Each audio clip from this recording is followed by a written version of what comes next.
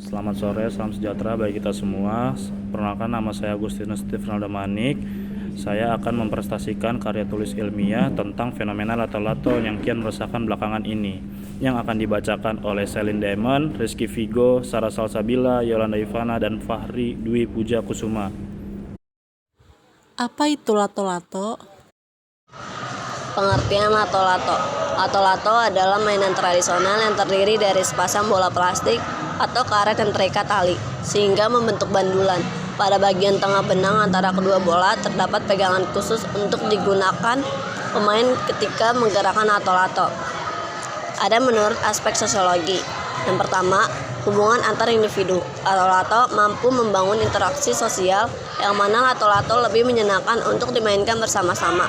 Lato-lato bisa menjadi alternatif untuk membangun hubungan sosial yang menyenangkan bagi orang tua dan anak.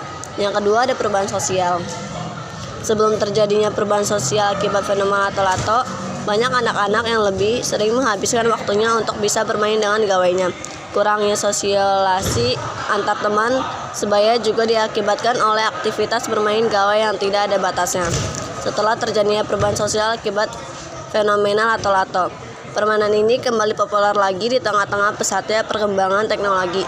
Perlahan para orang tua mulai bisa membuat anak-anaknya lepas dari ketergantungan bermain telepon seluler. Yang ketiga, ada globalisasi. Lato-lato ini pertama kali muncul sekitar tahun 1960 di Amerika Serikat, dan bahkan pada Agustus 1971 ada kejuaraan dunia di desa Italia. Kejuaraan ini diikuti banyak peserta dari berbagai negara seperti Belanda, Belgia, Swiss, Inggris, hingga Kanada.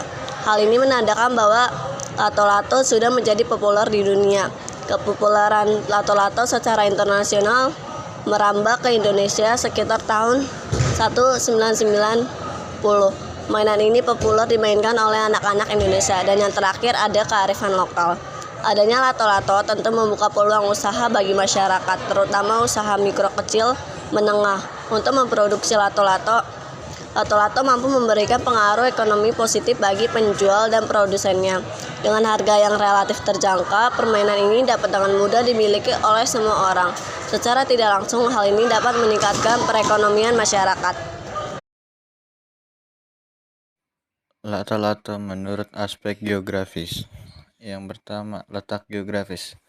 Diketahui permainan lato-lato berasal dari Amerika Serikat pada tahun 1960-an. Berkoordinat 37,902 derajat lintang north atau utara dan 95,7129 derajat west atau barat. Di Amerika Serikat sendiri, permainan lato-lato disebut clackers. Permainan lato-lato yang sudah dijadikan ajang perlombaan itu berawal dari ajang lomba lato-lato yang pertama kali digelar di sebuah kota kecil Italia bagian utara bernama Calcanitello atau Calcanet pada tahun 1970-an, berkoordinat 45,6216 derajat north atau utara dan 9,7941 derajat east atau timur. Persentase pemain lato-lato. Setelah melakukan pengamatan, permainan lato-lato sering dimainkan oleh anak-anak dan remaja yang berusia 3 hingga 17 tahun.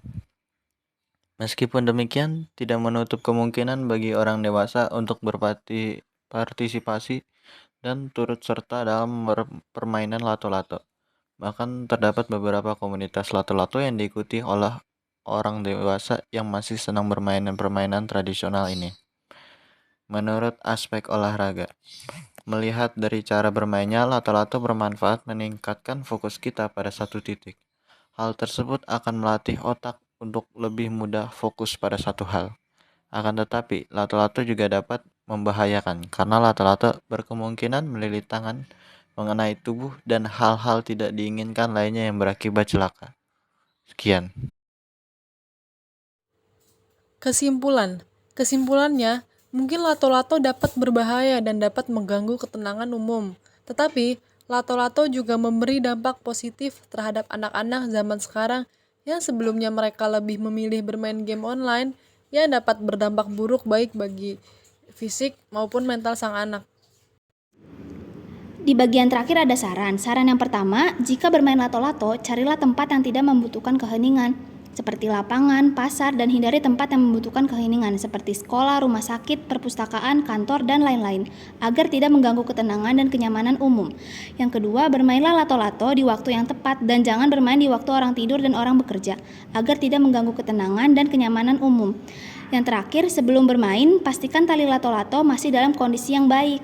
Pastikan tali terikat kencang dan pastikan kedua bola dalam keadaan utuh dan tidak dalam keadaan rusak parah agar tidak celaka. Sekian dari kelompok kami. Mohon maaf jika ada kesalahan atau salah perkataan. Mohon maaf sebelumnya. Wassalamualaikum warahmatullahi wabarakatuh.